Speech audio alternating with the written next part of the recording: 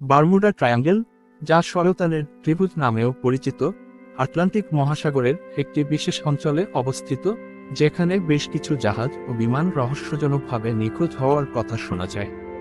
এই অঞ্চলের মধ্যে রয়েছে ফ্লোরিডা, বারমুডা এবং পুয়ের্তো রিকো। বারমুডা ট্রায়াঙ্গেল সংঘটিত কিছু উল্লেখযোগ্য দুর্ঘটনার এই ভিডিওতে আলোচনা করা হলো। HMS Atlanta, the graphic, 1880। 31 জানুয়ারি 1880 সালে পাল প্রশিক্ষণ জাহাজ HMS আটলান্টা, মূল নাম HMS জুনো, বারমুডার রয়্যাল নেভাল ডকইয়ার্ড থেকে ইংল্যান্ডের ফ্যালমাউথের উদ্দেশ্যে যাত্রা করার পর তার পুরো ক্রু সহ অদৃশ্য হয়ে যায়। ধারণা করা হয়েছিল যে তিনি যাত্রা শুরু করার কয়েক সপ্তাহ পরে একটি শক্তিশালী ঝড়ের কবলে পড়েন যা তার পথ অতিক্রম করে, এবং তার ক্রু মূলত অনভিজ্ঞ প্রশিক্ষণার্থীদের সমন্বয়ে গঠিত হওয়ায় এটি একটি অবদানকারী কারণ হতে পারে। তার ভাগ্যের প্রমাণ অনুসন্ধান সেই সময়ে বিশ্বব্যাপী মনোযোগ আকর্ষণ করেছিল।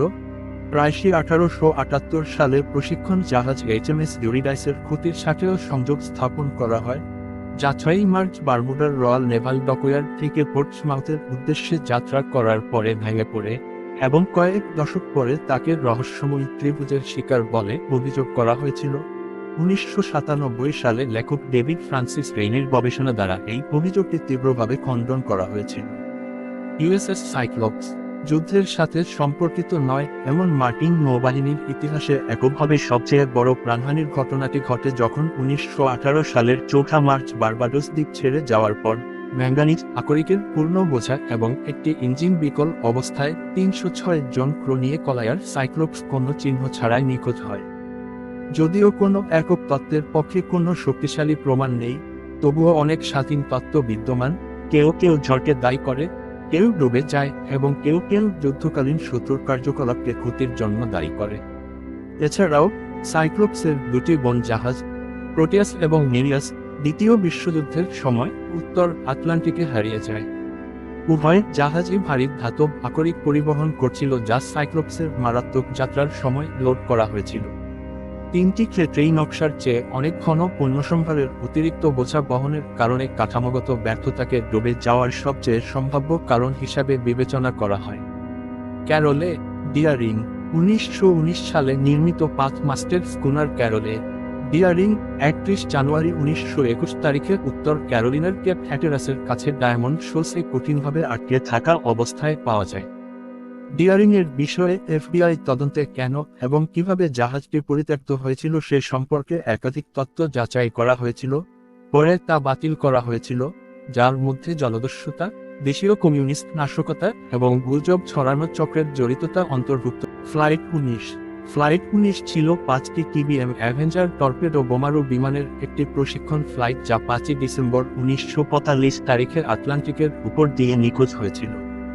স্কোয়াড্রনের ফ্লাইট পরিকল্পনা অনুসারে ফোর্ট লডারডেল থেকে পূর্ব দিকে 141 মাইল (227 কিলোমিটার), উত্তরে 73 মাইল (117 কিলোমিটার) এবং তারপর শেষ 140 মাইল (225 কিলোমিটার) পায়ে ফিরে মহড়া সম্পন্ন করার কথা ছিল। ফ্লাইটটি আর কখনো ঘাঁটিতে ফিরে আসেনি। নৌবাহিনীর তদন্তকারীরা নিখোঁজ হওয়ার কারণ হিসেবে নেভিগেশনাল ত্রুটির কারণে বিমানের জ্বালানি ফুরিয়ে যায় বলে দাবি করেছেন। তাদের খোঁজে মোতায়েন করা একটি অনুসন্ধান ও উদ্ধারকারী বিমান 13 সদস্যের ক্রু সহ একটি PBM মেরিনারও নিখোঁজ হয়ে যায়। ফ্লোরিডা উপকূলে একটি ট্যাঙ্কার একটি বিস্ফোরণ দেখেছে এবং জীবিতদের অনুসন্ধানের সময় ব্যাপক তেলের স্রোত লক্ষ্য করেছে। ঘটনার শেষ নাগাদ আবহাওয়া ঝড়ো হয়ে উঠছিল। সমসাময়িক সূত্র অনুসারে জ্বালানি বোঝাই করার সময় বাষ্পীয় লিকেজ থেকে মেরিনারে বিস্ফোরণের ইতিহাস ছিল, কারণ এটি সম্ভবত দীর্ঘ অনুসন্ধান ও উদ্ধার অভিযানের জন্য ছিল।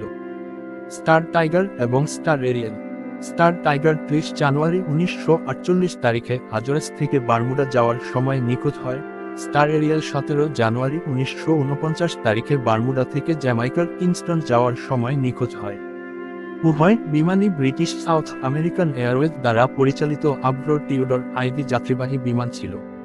উভয় বিমানই তাদের পরিসরের সীমার মধ্যে কাজ করছিল এবং সরঞ্জামের সামান্যতম ত্রুটি বা ত্রুটি তাদের ছোট দ্বীপে পৌঁছাতে বাধা দিতে পারে।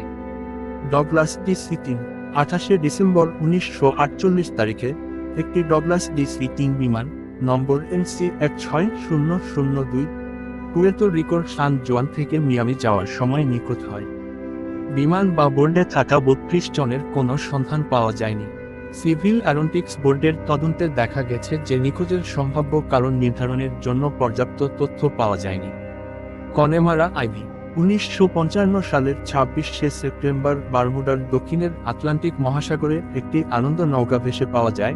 সাধারণত গল্পগুলিতে বার্লেট উইনার বলা হয় যে ৩টি ঘূর্ণিঝড়ের সময় সমুদ্রে থাকাকালীন ইয়র্কটি বেঁচে থাকার সময় ক্রোরা নিখোঁজ হয়ে যায়। ১৯৫৫ সালের আটলান্টিক ঘূর্ণিঝড়ের মরশুমে দেখা যায় যে ১৪ থেকে ১৮ সেপ্টেম্বরের মধ্যে ঘূর্ণিঝড় আয়ন কাছাকাছি চলে গিয়েছিল, যেখানে বারমুডা প্রায় প্রচণ্ড ঝড়ো বাতাসের দ্বারা প্রভাবিত হয়েছিল।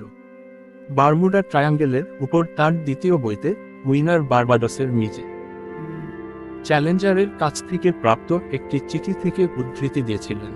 ২২শে সেপ্টেম্বর সকালে কনেমারা আইভি কার্লাইল উপসাগরের খোলা রাস্তার ধারে একটি ভারী নোঙরের উপর শুয়েছিলেন। ঘূর্ণিঝড়ের কারণে মালিক নোঙরের দড়িগুলি শক্তিশালী করেছিলেন এবং ২টি অতিরিক্ত নোঙর স্থাপন করেছিলেন। তার আর কিছুই করার ছিল না, কারণ উন্মুক্ত নোঙর ছিল একমাত্র উপলব্ধ নোঙর। কার্লাইল উপসাগরে হারিকেন জ্যানেটের পরে সমুদ্র ছিল বিস্ময়কর এবং বিপজ্জনক। কনেমারা আইভিয়ের মালিক লক্ষ্য করেছেন যে তিনি নিখোঁজ হয়ে গেছেন। একটি তদন্তে জানা গেছে যে তিনি তার নৌকো টেনে সমুদ্রে চলে গেছেন। কেএসসি ১৩৫ স্ট্রেটোট্যাঙ্কার্স ১৯৬৩ সালের ২৮শে আগস্ট বারমুডার ৩০০ মাইল ৪৮০ কিলোমিটার পশ্চিমে মার্কিন বিমান বাহিনীর কেসি ১৩৫ স্ট্রেটোট্যাঙ্কার বিমানের একটি জোড়া সংঘর্ষে আটলান্টিকে বিধ্বস্ত হয়। কিছু লেখক বলেছেন যে ২টি বিমান সংঘর্ষে লিপ্ত হলেও ২টি পৃথক দুর্ঘটনাস্থল ছিল, যা ১৬০ মাইল ২০৭ কিলোমিটার এরও বেশি জল দ্বারা পৃথক করা হয়েছিল। যাই হোক, কুশের গবেষণায় দেখা গেছে যে বিমান বাহিনীর তদন্ত প্রতিবেদনের অশ্রেণীবদ্ধ সংস্করণে প্রকাশ করা হয়েছে যে দ্বিতীয় দুর্ঘটনার স্থান নির্ধারণকারী ধ্বংসাবশেষ ক্ষেত্রটি একটি অনুসন্ধান এবং উদ্ধারকারী জাহাজ দ্বারা পরীক্ষা করা হয়েছিল এবং একটি পুরানো বয়ায় জট পাকানো শৈবাল এবং ড্রিফটউডের একটি অংশ পাওয়া গেছে। আজ এ পর্যন্ত, দেখা হবে আগামী পর্বে। সে পর্যন্ত ভালো থাকবেন, সুস্থ থাকবেন। ধন্যবাদ।